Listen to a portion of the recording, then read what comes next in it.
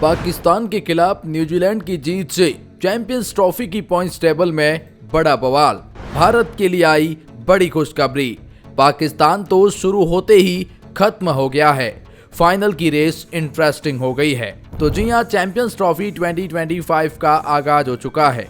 आगाज भी कुछ ऐसा कि देखकर पाकिस्तान शुरू होते ही खत्म हो गया वाले जोक्स अब सोशल मीडिया पर वायरल हो रहे हैं, क्योंकि पाकिस्तान क्रिकेट टीम जो खुद को चैंपियंस ट्रॉफी की विजेता और डिफेंडिंग चैंपियन को डिफेंड करने की बात कह रहे थे, लेकिन ये तो शुरू होते ही वाकई में खत्म हो गए।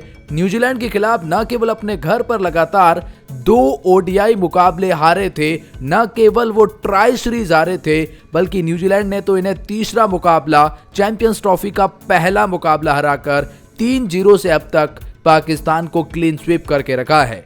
न्यूजीलैंड क्रिकेट टीम चारों खाने चित कर देती है और पाकिस्तान की टीम के अंदर से कोई तरह का इंटेंट देखने को ही नहीं मिलता है।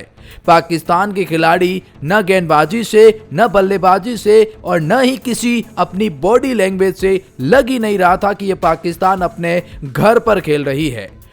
पाकिस्तान क्रिकेट टीम की यह हार बहुत बड़ी हार है, रनों के मार्जिन से भी और चैंपियंस ट्रॉफी 2025 के लिए भी, क्योंकि आप जानते हैं यहां सारे मुकाबले करो या मरो के हैं। एक भी मुकाबला आपको सेमीफाइनल की रेस से बाहर कर सकता है।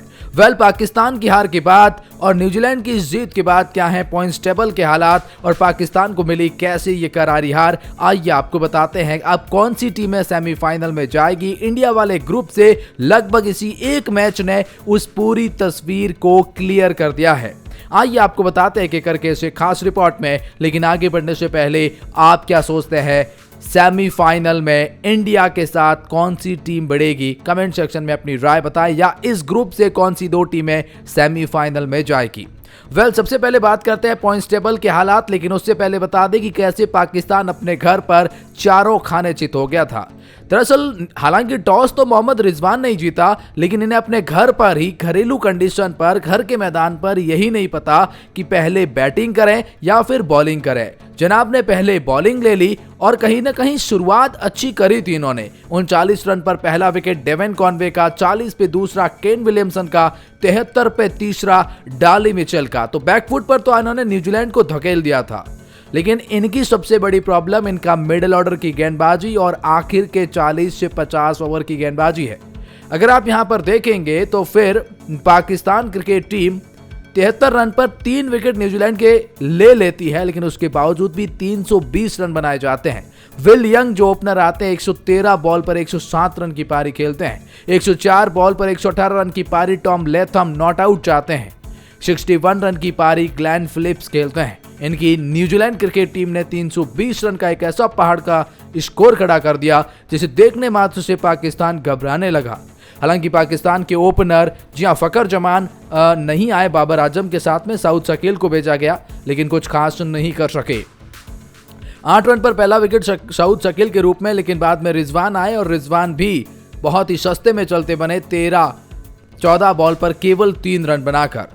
उसके बाद भी अगर आप देखोगे तो पाकिस्तान 69 पे तीसरा विकेट फकर जमान के रूप में, जो आज इतने अच्छे फिट नहीं देख रहे थे, 127 पे चौथा विकेट सलमान आगा के रूप में, 128 पे 5वां विकेट तैयब आयर के रूप में, और ऐसे नियमित अंतराल पर विकेट गंवाते गए हैं, जिसकी वजह से इन्हें बैकफुट पर धकेल दिया गया और रनों के लिहाज से चैंपियंस ट्रॉफी की शुरुआत में ही इन्हें बहुत बड़ा झटका लगा है।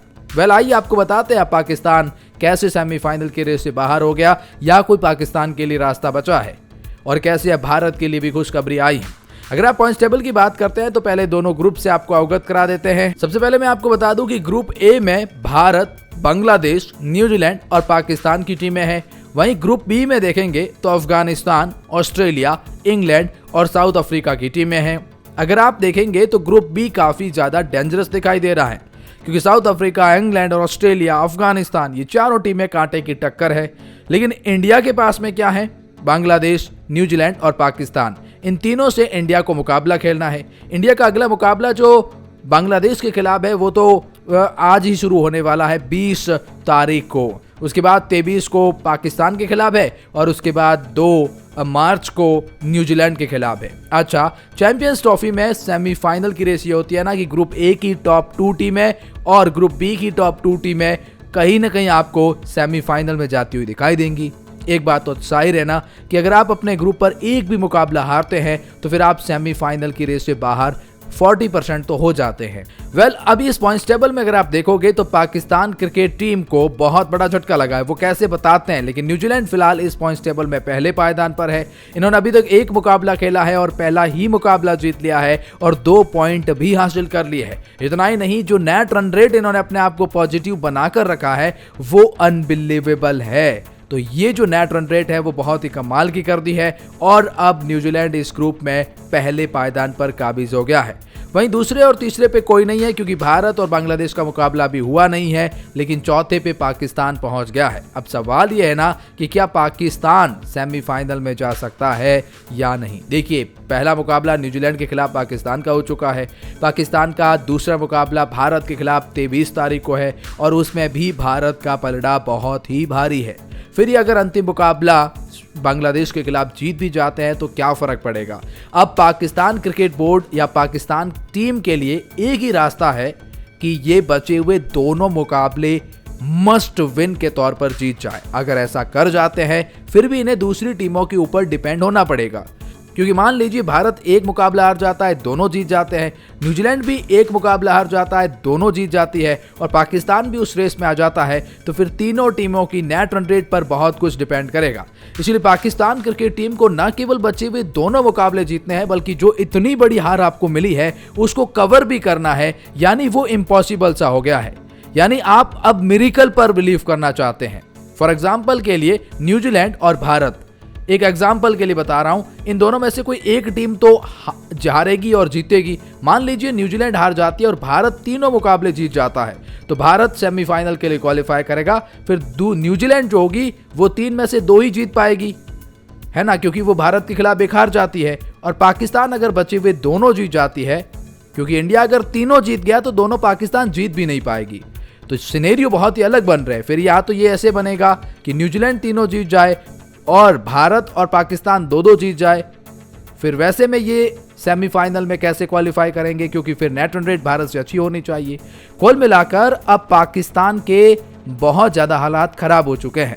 पाकिस्तान क्रिकेट बोर्ड को न केवल बचे हुए दोनों मुकाबले, मैं कह रहा हूं न केवल बचे हुए दोनों मुकाबले जीतने जरूरी है, बल्कि ये भी उम्मीद करनी होगी कि भारत कोई एक मुकाबला हार जाए और बहुत बड़े मार्जिन से हार जाए। इसके लिए तो पाकिस्तान को भारत को हराना पड़ेगा और भारत ने बचे हुए दोनों मुकाबले जीत लिए और नेट रन रेट भारत की अच्छी हुई तो भारत जाएगा। ऑब्वियस भारत तीनों जीतेगा। मैं तो बस आपको एक सिनेरियो समझाने की कोशिश कर रहा हूं। 3 में से अगर 2 भी जीत जाता है और ज्यादा नेट रन रेट खराब नहीं है तो भारत सेमीफाइनल में जाएगा। इनफैक्ट ये तो अब सिनेरियो है, भारत कल कैसा करता है वो देखते हैं, लेकिन पाकिस्तान की ये आखिरी होप है। अब ये दूसरी टीमों के ऊपर डिपेंड हो चुके हैं, ये प्रॉपरली दूसरी टीमों के ऊपर डिपेंड हो चुकी है पाकिस्तान क्रिकेट टीम। इन्हें अब ये दुआ करनी होगी या तो न्यूजीलैंड या भारत जो दूसरे पॉइंट्स के साथ में जाएगी वो नेट रन रेट और ज्यादा खराब कर ले, क्योंकि इन्होंने जो ये गंद फैलाई है ना अपनी पॉइंट्स टेबल में आते ही, शुरुआत करते ही, ये बहुत बेकार कर दिया इन्होंने। ये तो शुरू होते ही खत्म हो गए हैं जनाब। इन सब के बीच में आप क्या सोचते हैं इस पॉइंट्स टेबल के हालात, कमेंट सेक्शन में जरूर बताएं।